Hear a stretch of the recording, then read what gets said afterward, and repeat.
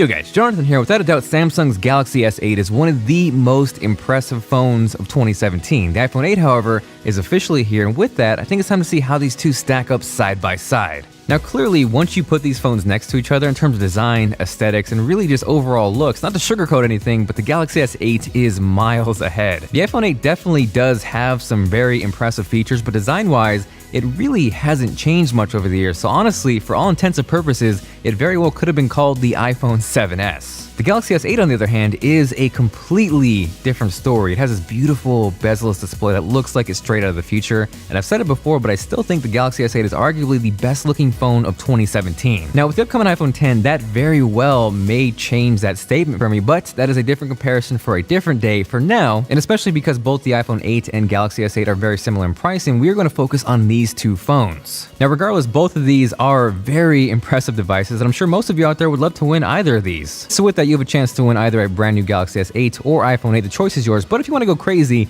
and we can get to 100,000 likes, I will give away both of these. So for a chance to win, go ahead and check out the link down below, but the main thing you need to do is make sure you subscribe. So if you haven't done that, make sure you hit that subscribe button. Huge shout out to The Walking Dead No Man's Land for sponsoring this comparison and giveaway. I was actually super excited they wanted to do that because I freaking love The Walking Dead. If you guys haven't checked out the game, it is a turn-based action strategy game where you battle those walkers, and you can do so with Daryl, Rick, Glenn, and even the ninja master with a stick, Morgan. Now, as much as I love those guys, there's a part of me that can't help but root for Negan and Lucille. So if you're a Negan fan too, right now if you download the game, which is free in both the App Store and the Play Store before September 30th, you get Negan for free. This game is super addicting, and if you can't get enough Walking Dead, there is a unique storyline written specifically just for this game. There are weekly challenges, and two huge updates just dropped. First is The Distance, which is a brand new game mode, which is specifically for players who have reached Council Level 18, and this is designed so you can put those skills to the test in a brand new survival mode. It's a little challenge because characters will not be able to heal in between missions, but if you're up for the challenge, it's worth it because new rewards will drop each time the Distance event occurs. This allows you to collect components for your mission crates and craft badges for your survivors. Both these updates are available now, so make sure you check out the links below, and whether you're on Team iPhone or Team Android, if you're a fan of The Walking Dead, you're gonna dig this game. Now, unfortunately, with the iPhone 8, it still connects through a lightning port, and surprise, surprise, does not have a headphone jack. So two potential advantages with the Galaxy S8 is one, USB-C, and two, the fact that you can connect a pair of wired headphones without any adapter. Now, another potential advantage with the Galaxy S8 is micro SD card expandability. And I don't want to turn this into an iOS versus Android war. For me, I've never really felt the need to store anything on a micro SD card, but for some, it may be a big deal. If that's the case, that is clearly where the Galaxy S8 has a one-up. From there, you might notice that both the iPhone 8 and Galaxy S8 feature an all-glass back, and that is because both of these feature wireless charging. Clearly, this isn't anything new to Samsung or the Galaxy lineup. It is, however, in fact, brand new to the iPhone 8. They're using the wireless Qi standard and not some proprietary crap, so the fact that it's finally here on the iPhone is only going to help wireless charging become further adopted, and that is better for everybody. The one thing I will mention, though, in terms of fast charging or quick charging, that is something you get right out of the box with the Galaxy S8, whereas with the iPhone 8, you're going to need to spend nearly $100 in accessories just to get that, which is kind of crazy. So definitely a plus one to Samsung for providing quick charge out of the box, and unfortunately, in typical Apple fashion, you're going to pay more for adapters and accessories. For me though, whether I'm on Android or iPhone, I feel like I'm usually plugged into an Anker power bank or wall charger, so I've never really felt like my phone needs to charge faster. This is their brand new Power Core 2, which packs 20,000 milliamp hours of juice inside, so battery for days. It really doesn't matter which device you're on, it just works, and it works well. So if you're interested in checking one out, I will drop a link down below. Now from there, jumping into the displays, it is not even close. The Galaxy S8 here is the clear winner. It features a beautiful, and I mean beautiful, 5.8-inch Super AMOLED display. It's bright, it's colorful, it's vibrant,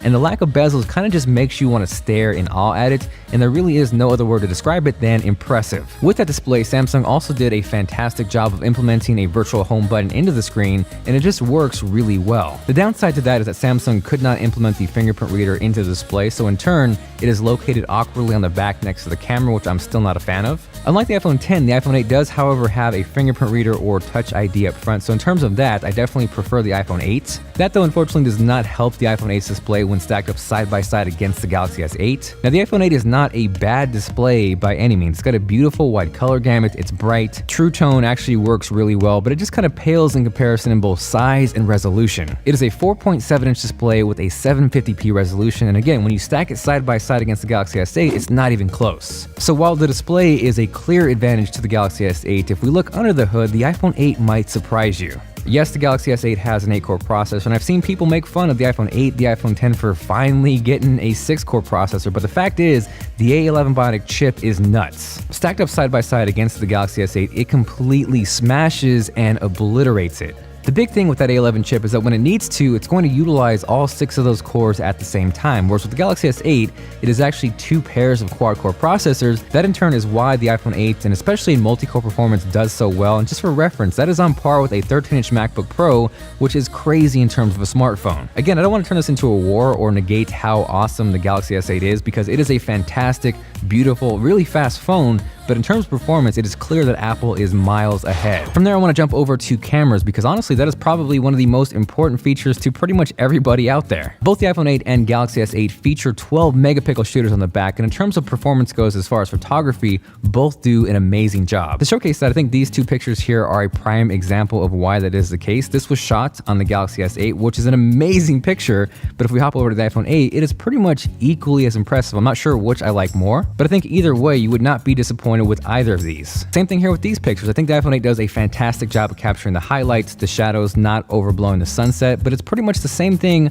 on the Galaxy S8. The only advantage I would say the S8 has with this picture over here is if we crop in and zoom in, it does retain sharpness just a little bit better over the iPhone 8. Now, one instance where I prefer the Galaxy S8 over the iPhone 8 is this alpha bounce shot right here. With the iPhone 8, it is ever so slightly just a little overwashed, a little overexposed, but as we hop over to the Galaxy S8, it kind of just holds everything together better, the colors pop more, and overall it's just a more pleasing image. From there, moving into more of a lower light situation, I think both the iPhone 8 and Galaxy S8 do a really fantastic job. I think with the iPhone 8, you get a more natural, true-to-life image with more accurate colors, whereas with the Galaxy S8, it looked great, but it tended to cool things down a bit, but overall, it was just a sharper image. Now, as far as the front-facing cameras go, that hands down goes to the Galaxy S8. I've always liked their wide-angle lens. The iPhone has just never really felt wide enough. And as you can see, as we stack them side by side, both do a really impressive job, but I just prefer the look of the Galaxy S8 more. Now, from there, one clear advantage the iPhone 8 has over the Galaxy S8 is when it comes to video. The iPhone 8 will shoot up to 4K at 60 frames per second. That's something the Galaxy S8 does not do. So for reference,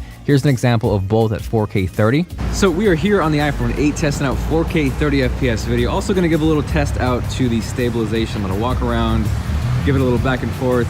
Rich with the crispy shirt, looking good with the tricolors.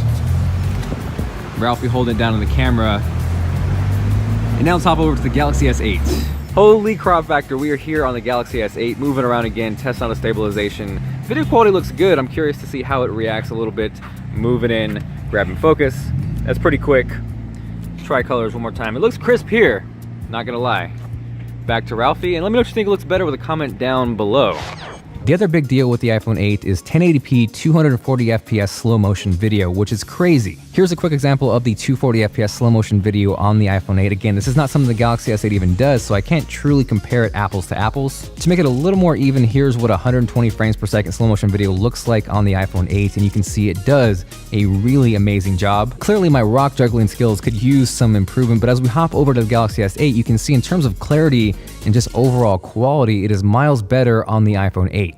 Now, ultimately, it really comes down to preference and ecosystem. Both of these are fantastic, high-quality phones. The Galaxy S8 is far superior in terms of design, hardware, the display, and while the iPhone 8 may not look the most impressive on the outside, it is packing some serious power and impressive features inside. With the Galaxy S8 and more specifically Android, you are clearly getting more customization, more freedom, more flexibility, whereas with the iPhone 8 and more specifically iOS 11, yes, it can be limiting, but in terms of the ecosystem, the App Store, it is second to none. For me, both of these are fantastic phones, and again, it is a great time to be alive in terms of technology. Hopefully this video kind of showcased what is cool about each of these phones and helped you with your choice. Aside from that, thank you guys very much for watching. If you missed it, I just dropped a brand new iPhone 8 Plus versus 8 unboxing and comparison. You can check that out here or check out the link below. This is Jonathan, and I will catch you guys later.